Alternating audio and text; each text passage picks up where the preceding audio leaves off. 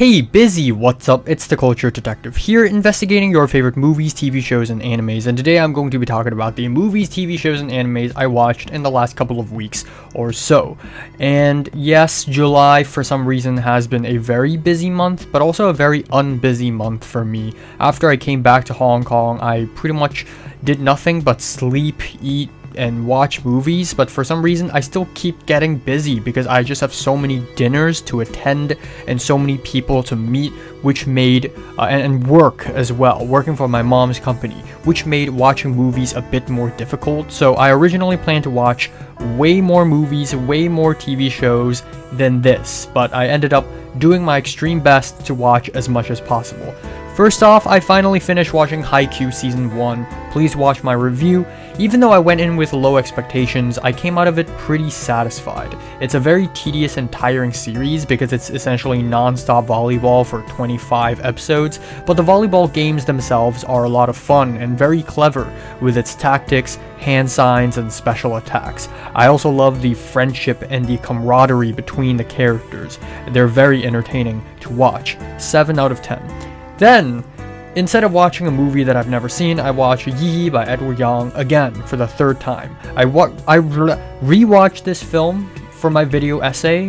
That's right, I'm finally doing a video essay. I've been trying to do one for years, but I keep procrastinating. But damn, the film is as beautiful as I have remembered it. 10 out of 10. Then I watched The Florida Project by Sean Baker in preparation to see his new film, Anora, which is coming out in October, I believe. This film is very different from Red Rocket, surprisingly. Sean Baker turns Florida into this beautiful, dreamy, almost post-apocalyptic landscape, which is something I aspire to do, is to turn wherever I go into a vibe. But it's very different from Red Rocket in that Red Rocket is a pretty straightforward narrative, whereas The Florida Project is kind of a slice-of-life movie. Willem Dafoe killed every single scene he's in, but everyone else is very obnoxious, and the mother character is terrible, but it's such an honest and unfiltered film that it's kind of beautiful in that way.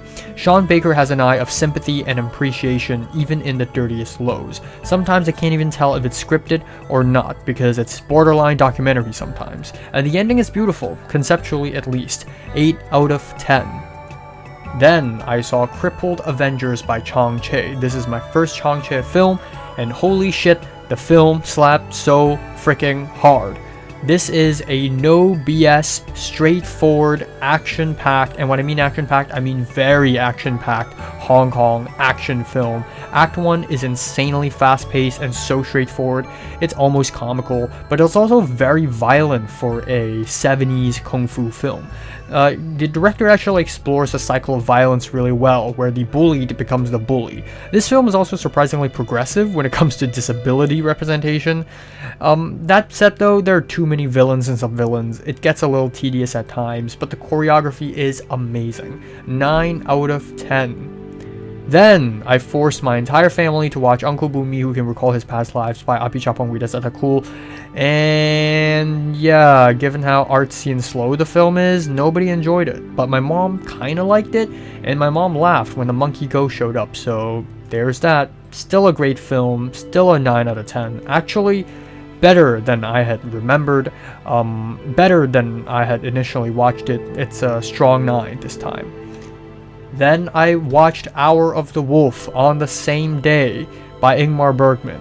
So yeah, I'm back on my Bergman binge, baby. And I feel like I fell asleep while watching the film, even though I didn't. Because when I watched the film, A, I'm a little sleepy. B, there's a sense that I'm missing context to all of the scenes. I feel like I'm skipping scenes. Even though I watched all of the scenes, I feel like I've skipped scenes.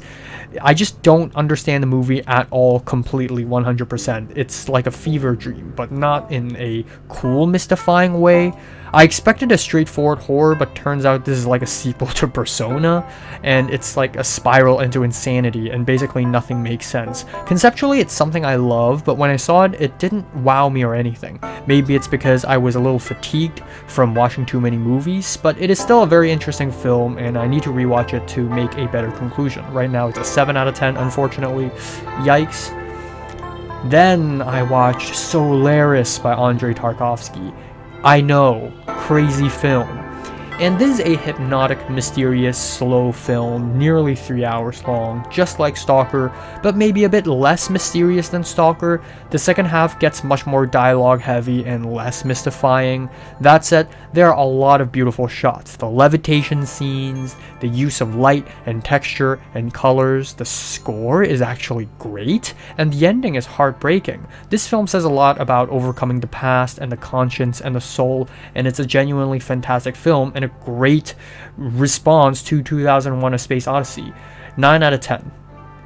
Then earlier actually like 20 minutes ago, I finally finished watching Aces Go Places, which is a Hong Kong film, and as expected, it's a wacky action comedy film. Surprisingly, it predates Police Story and other Hong Kong action classics like the ones from John Woo.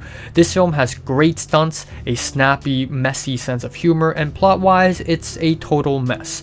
I respect the film as one of the pioneering action comedy films in Hong Kong, and there are some crazy impressive stunts. Like, Sam Hui is like the freaking Tom Cruise of the Hong Kong 1970s. He jumped over a car, hang gliders, walking on a thin line on a tight rope, and one crazy stunt was 2 men hanging from a noose but on a balance, so one person jumps up and the other person can breathe by landing on the ground, and they keep going back and forth, and somehow this is a joke. Like, this is freaking deadly.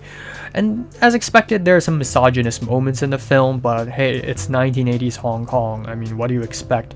7 out of 10. So yeah, these are the films I watched. Oh shit, I also forgot Konosuba Season 3, which I finished watching before Solaris.